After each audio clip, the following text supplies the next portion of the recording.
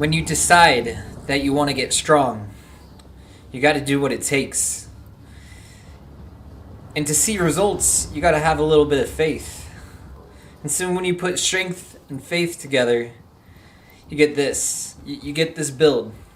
You get a strength faith build. And it's a good build because you got big bonk weapons and you got incantations that can make those big bonk weapons bonk even harder. And so that is what you get out of a strength faith build. Yes. Welcome back, YouTube. My name is Scrub the Tarnished. I am an Elden Ring invader. And we like to do surprise attacks on people who cosplay. And so, yes, this is part 2 of my strength faith build. And it is one of my favorites to play with, honestly. Because like I said, like with strength faith, you get access to a lot of good weapons. For example, Ordovis's greatsword has a really good Ash of War that has good hyper armor and can pancake people. Not only do you get access to big bonk weapons, there's quite a good amount of like strength or weapons that require both strength and faith. So I don't know, it seems rather fitting. You also got really good incantations as well that you can use, like Golden Vow. That's what I use to buff up. I have 26 faith and how much strength? Like 50 strength, I believe. I'll put the stat. Oh yeah, no, 53. I don't know where the 3 extra points come from. I don't think there's any external sources. Like, oh gosh, giving extra strength.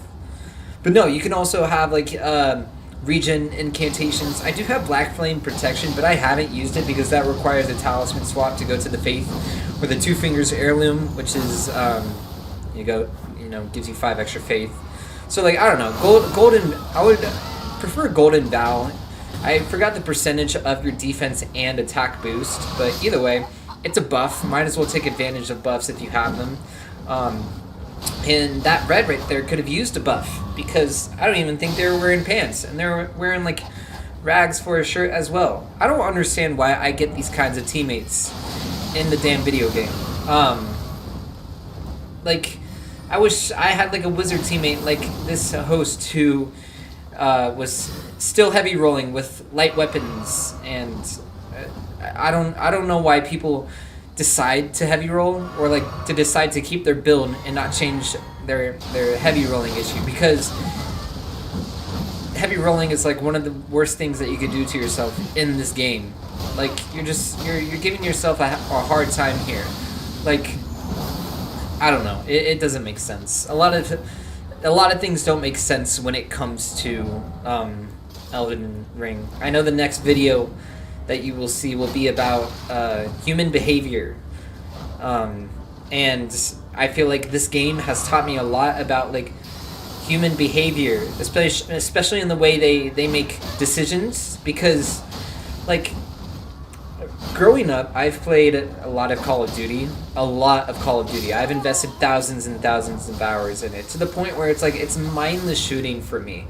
And I played a lot of other shooter games as well, but it's just like it became so mindless and just reaction based, so, like to the point where I don't even know what I'm doing half the time. I just run and shoot.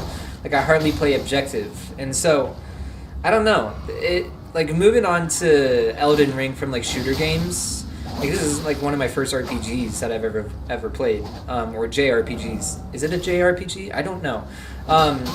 I've learned how to, make tactile decisions when it comes to video games, when it comes to build making, how I want to approach situations, especially in invasions. Like you gotta be smart to invade. You gotta be a smart player to invade, and that is definitely, some people pick that up really quickly. It took me a while to pick it up, but I've been watching my older videos from when I first started, and I'm like, dang. Just in like the 2 months I've been doing this, like I've definitely made a lot of progress as an invader. I still lose a whopping amount of times, probably more than I do win. I would say like 1/3 of the invasions I play are wins, but that's okay. I mean, we take what we get. No win is ever guaranteed. You got to work for it. But no, this this kind of PvP experience has taught me how to strategize. And so, what that guy failed to do is strategize because I used my Black Flame Tornado and melted him. You know, I would Flame Art infuse that weapon so I could get like a better Black Flame Tornado, but with only 26 faith, I felt like it would just be better to heavy infuse it. Because I know on a Flame Art build, if you invest a lot of your points in faith, then yeah, Black Flame Tornado, especially with like the Shard of Alexander and the Godfrey's icon, you're gonna just absolutely melt people. But nah, it's just better to heavy infuse this because we're working with 53 strength. But yeah, so what's going on here is that we got Sir Perth, who is a very just like, you know, very good lad with his claymore, who loves to spam Storm Assault, or no, not that one. Whatever the wind projectile thing is. So, but no, he was pretty chill. I don't know what happened, but I think my mic just cut out for a second. While we're just running around looking for the host, I'm gonna figure out this situation. Oh, it's still going. No, I don't want it to go. Stop. Okay, so it was working this entire time. I don't know why. I got some, like I bought one of those things off of Amazon where you plug it into a USB port, but it has like 4 USB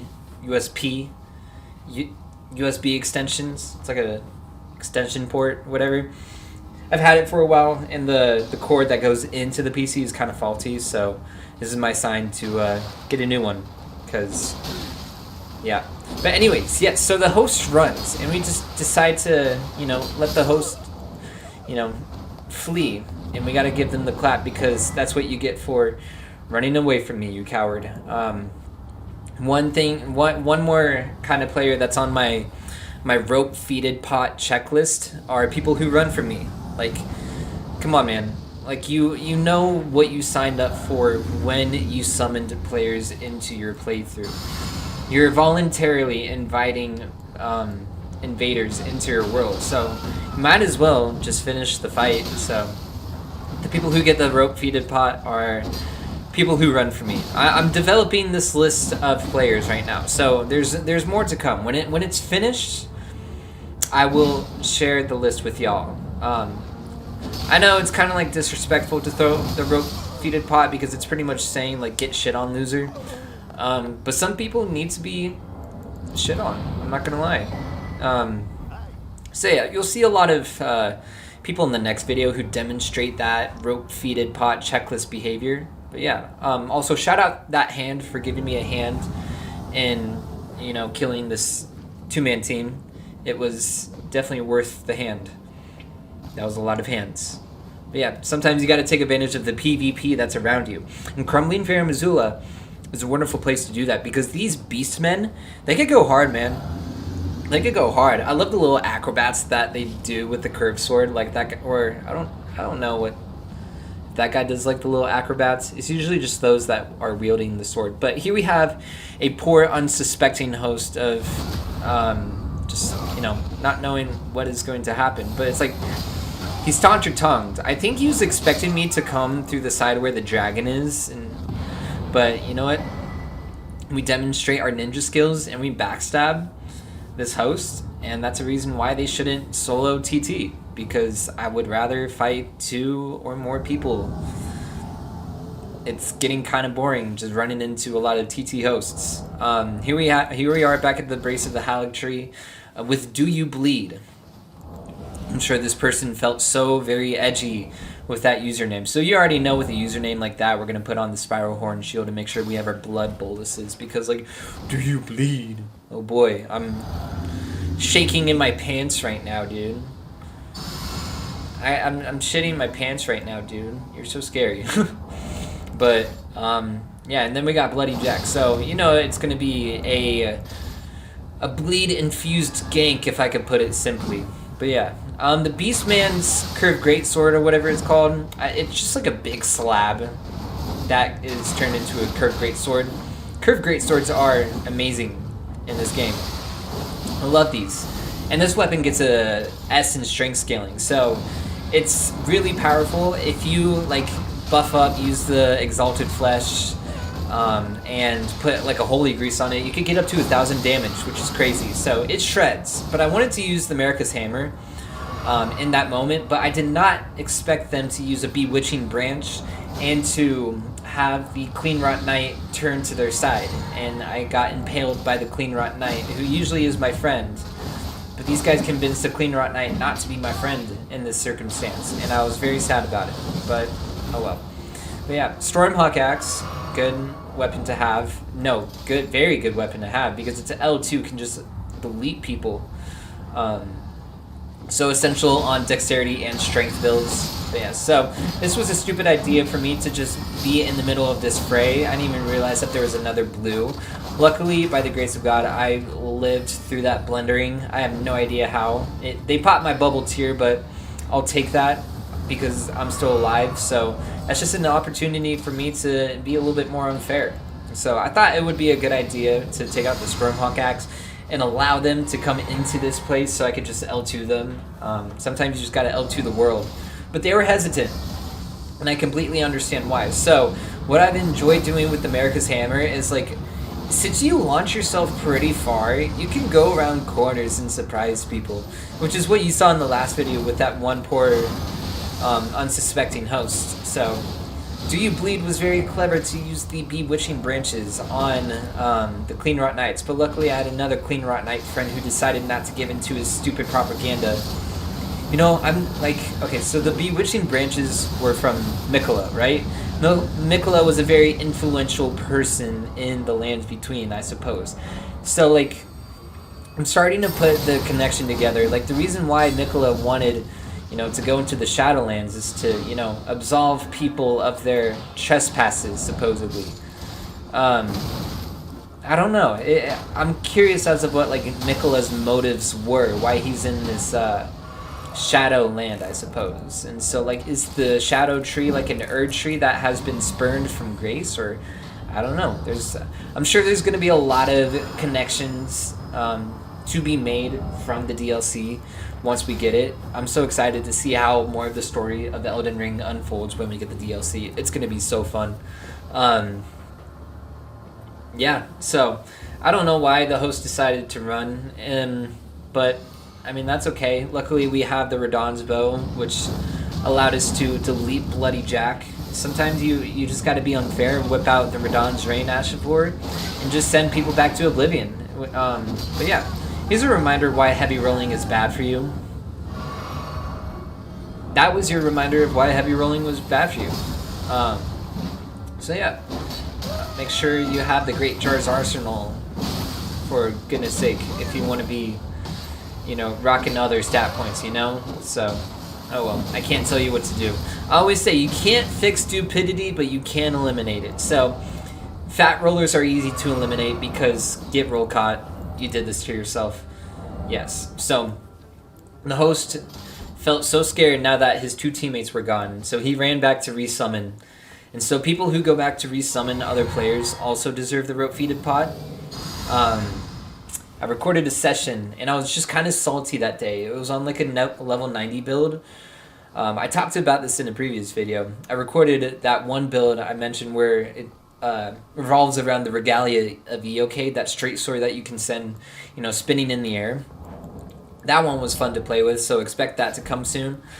But after this will be a dexterity build centered around Frostbite. And where was I going with this? I forgot. But, oh yeah, no, people who run back to resummon, they get the rope-feeded pot. And because they try to resummon, what actually happens is that I get a teammate. I get another slab shield user. I love these kinds of players that just use super mean builds like this. You already know that that host is going to go down. And so, I'm grateful that I had the assistance of a friend, and that was a very good slam dunk right there. But the host was so petty, they wouldn't even let us get the kill. But that's okay. You already know that as I was on my way to end them, that I had to get out the point down. And, you know, he went down. Literally. And figuratively. So, yeah, here we are back at the brace of the Halleck Tree with Saul Goodman. I've never seen Better Call Saul. I've never seen... What's that one show? Breaking Bad. I've seen like one episode and then I got bored of it. I don't know. I don't really spend as much time watching TV anymore as I used to. But I know Breaking Bad's like a good show. It's just that I probably need to give it another chance. But I've never seen someone just like casually, you know, cosplay Saul Goodman, which is so funny. They had the character customization on the face down and everything. No idea why this player decided to give Saul Goodman an old woman voice, because Saul Goodman does not sound like that. But some of the voices in this game are super funny when they get hit. Like that one, for example, they go, and I don't know. There's just funny things. So I don't know. I gotta give Saul Goodman the not bad and the bow, because you know, I've seen a lot of cosplay builds, and I'm actually going to start doing, like, cosplay videos myself. I'll probably start with, like, a clean run night. I know people that have already been doing this. I'm really behind on the whole, like, content creation aspect of Elden Ring Invasions, because people have been doing this since the start of the game. And Elden Ring is, like, my first Souls game, and so I kind of missed out on taking the advantage of it, but that's okay. I'm still going to do it anyways, because I enjoy doing this. And so, yes. But yeah, here we have a L2 spammer and then two L1 spammers, and yeah, it's not even worth it trying to, you know, even like dare to contest against players like this who don't even do anything but spam wizardry at you. So this one was an easy win though, and I'll tell you why. It's because the host was so smart to just roll off the staircase, and so I don't think I've ever played an invasion where I had to swing my sword once. I didn't even swing my sword. And the host, the L2 spamming wizard, who also deserves a rope-feeded pot, goes down to gravity. Ironic, because there was a Radon sword user, which is gravity. I'm going to turn this guy into a strength int build, so expect that to come soon. I get to use weapons like the Ruin's Greatsword and the Falling Star Beast Jaw, which I'm very much so excited for. So, yes.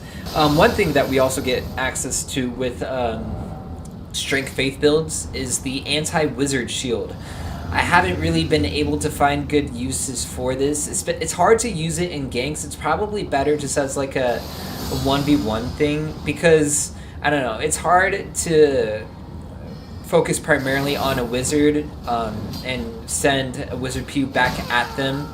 I meant to R1 poke that guy, but I accidentally started two-handing my weapon, and so...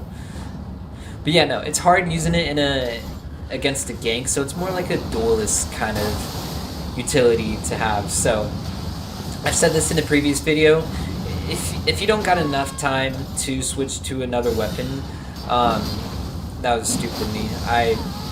Yeah, see, this is why I don't like having shields with Ashes of War on them, unless it's like I have like a safe space to use like Carian Retaliation or Golden Retaliation on wizards, but like, I don't know.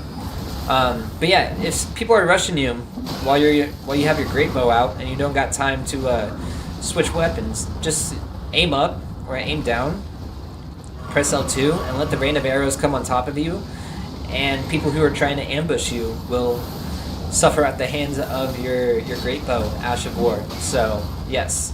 So shout out the Horsey Boy here. They became of great help against these gankers. I don't know if so I don't know what I would consider ganking, because I know these guys just wanted to go fight Malekith, but if it turns out like they wanted to fight me instead, so therefore is it a gank? I do not know. But luckily the Horsey Boy was of help, so we got rid of the wizard, which was the biggest problem. So if I'm going up against like two melee users, that's fine. I'll do just fine. Yeah, but Rivers of Blood spammers, those are also people who get the rope-feeded pot as well. But that's okay. I mean, people gotta learn one way or another that their actions have consequences. And if you're just gonna corpse piler spam me, you know, you're gonna get rope-feeded potted, I suppose. But yes, the Beast Claw Great Hammer, or whatever it is, it's a really fun weapon to use, and it has good hyper armor too. And that is a reason why you don't try to attack out of hit stun, because I'm just going to delete you. Come on. So now that we have the host isolated, you already know what's about to happen. We're going to try messing around with some weapons I wouldn't use in a 3v1 situation. I don't know what Hagaroth was doing here, but like, is his stillness like a taunt? I don't understand. So I was just saying, like, hey, I'm ready to 1v1 you, like with the bow. Like, let us engage in great battle. But that's not how it works. Instead, he just stood still. But yeah, so the goal was to try to get the butt slam kill on this guy. And I've never used the butt slam before. I think it's a stupid Ash of War, but sometimes you got to do stupid things and have fun doing those stupid things. So, I mean, with the Strength Faith build, you know, it's the perfect opportunity to try to slam somebody with my butt. You know, who wouldn't want to get butt slams? I hope this guy is okay with me slamming my butt on him. But I had no idea I have no idea what happened with the horsey boy here. Apparently he just wanted to spectate, or maybe he was just glitched out. He doesn't really belong on that staircase. He's a little too big for it. But that's okay. But yeah, so I was very lucky to get the butt slam on Hagaroth, and that was my first butt slam kill, and that was definitely worth the fight because we get the butt slam on Hagaroth. So GG's everyone except the wizard. You get the rope feeded pot. But yeah, that's the video. I hope you guys enjoyed. Leave a like, subscribe if you haven't yet, and comment. Give me builds that I should try, and I'd be more than happy to. So yeah, this is Knight Gleeden. He's a Strength Faith build. We got 53 Strength, 20 Dex, so I can roll Great Bows, 26 Faith, and then the rest allocated between Endurance, Mind, and Health. Here's the equipment and the talismans that I used. So yeah, I hope you guys enjoy the video. Up next, we got a Dexterity Frostbite build. So yes, I hope you guys enjoyed the video. I love you. Be good to yourselves, and I hope you enjoy with whatever you're going to do after you're done watching this, which is right about now.